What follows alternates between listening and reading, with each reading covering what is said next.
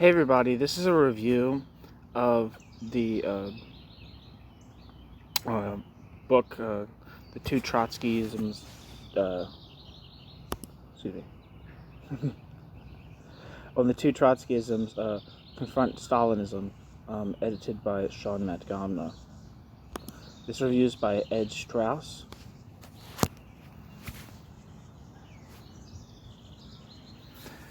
The book is an amazing textbook. As a young student in the 1950s, I was reading some of the documents which are in the collection.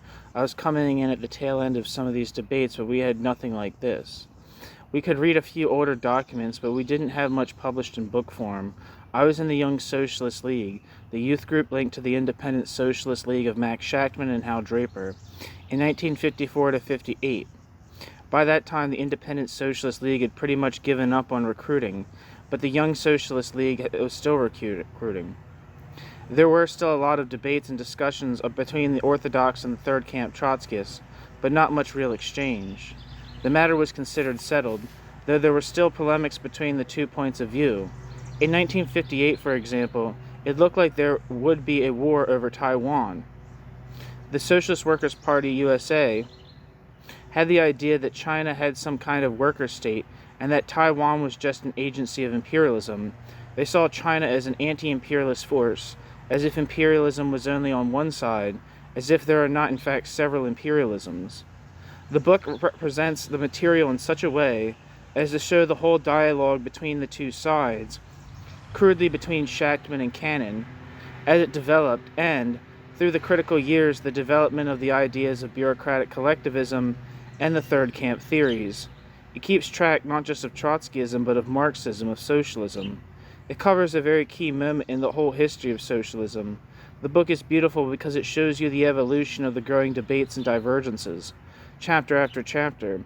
It's almost alive in the way it develops, and it can continue to develop until Shachtman stopped being Shachtman politically, and the Independent Socialist League broke up at the end of the 1950s. Even then, core people like the Jacobsons and Hal Draper kept going. From 1964, there was the Independent Socialist Clubs. Even people like Michael Harrington didn't follow Shachtman down his particular path when they went into the Socialist Party. Some people say, "Why are you publishing all this old, obscure stuff?" But the issues here are not old, obscure stuff. Back then, the Soviet Union was still a great totalitarian power and the world looked rather different. But now again, there is controversy between the Third Camp, genuine socialist side, and the so-called anti-imperialist camp, who in fact still are grouped around Russia, although it no longer even pretends to be socialist, and is overtly socially reactionary as well as authoritarian. Attitudes to Syria, Iran, Cuba, and China are shaped in the same way. You don't want to say anything bad about Iran because it might feed the warmongers. In fact, the so-called socialist camp is still here. Quite broad layers of the left want to hold back with their criticisms for fear of feeding the Western warmongers or the Tories. Some don't even want to criticize the trade union leadership too harshly because that might feed the Tories. This book gives us material to think about what socialism really is.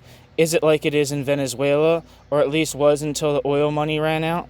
Socialism has become a word that populists or reformists use, or even sometimes fascists, to mean just doling out some cash for a time. This discussion is really important for our current situation with the Corbyn movement.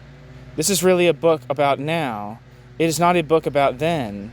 I appreciate this book more now than I would have done then in the 1950s. As Hal Draper had it, what's at stake here is the genuine soul of socialism. I am particularly impressed by the introduction to this volume by Matgamna. It's a book in itself. The introduction deals with the question of why, in spite of their superior ideas, the Third Camp Socialists didn't last the course. The whole American left was still under tremendous pressure in the 1950s. We'd had McCarthyism, and there was fear about... I think there might be... We had McCarthyism, and there was still fear about it. The Stalinists were still recruiting. The Orthodox Trotskyists, the Socialist Workers' Party USA, had a couple of splits in the 1950s, the Marcyites and the Confrontites, but the Socialist Workers' Party had a living homeland, a living alternative. The Socialist Workers' Party had a place where their ideal had to some extent been fulfilled, the degenerated or deformed worker states. We were Trotskyists. We supported uprisings. We supported workers' power wherever it demonstrated itself. But it was suppressed by all the forces of established power. The Socialist Workers' Party had another thing going for them. There was a kind of, quote, anti-communism, end quote, growing up in the States among the liberal, quote, progressive, end quote, left. Criticism of Russia or China, quote, might, quote, aid the American warmongers, end quote. So you don't want to have too much discussion of the repression on that side. And we were talking about repression on both sides. We came in for a lot of criticism. We advocated the alternative of workers' power from below. There was no kind of first campism, no adherence to the pro-U.S. camp on our side at that time. By then, we were a much weaker force than the Socialist Workers' Party in terms of money and so on. There was a definite continuity, but it was weak. The Socialist Workers' Party were able to refloat through the movement for, quote, hands off Cuba, end quote, after the 1959 revolution. We said, quote, hands off Cuba too, end quote, but not because we supported the Castro regime. Then the whole American left mobilized around the Vietnam War, and almost everyone seemed to support the Vietnamese Stalinists. Ho, ho, Ho Chi Minh. The Orthodox were saying, this is a real socialist revolution going on in Vietnam in a deformed way, and then they could associate themselves with it. We were against America's pursuit of the war, but we refused to pretend that some happy socialist dreamland was going to come.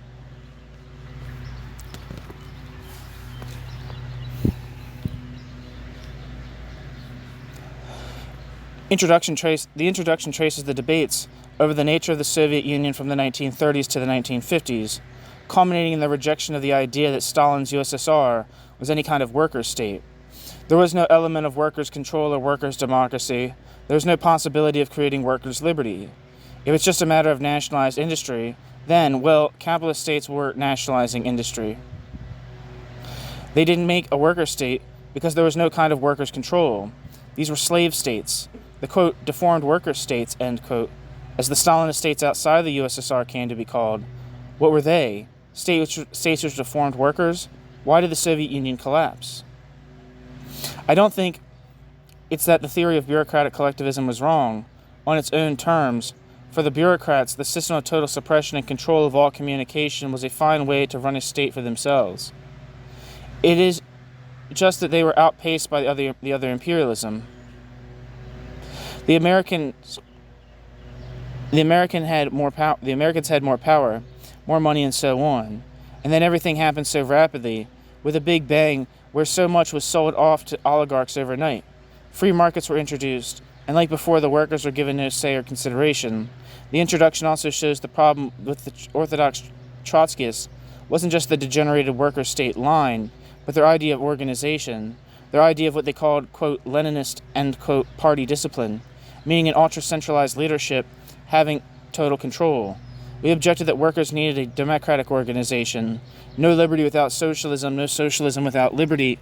That was one of our slogans and continues to be today.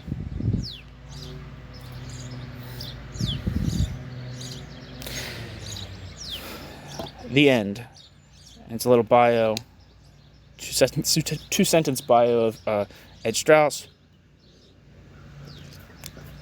Ed Strauss was a member of the Young Socialist League, the youth group linked to the Independent Socialist League in 1954-8, and has been active on the left in the USA and in Britain since then. He is now a member of Workers' Liberty.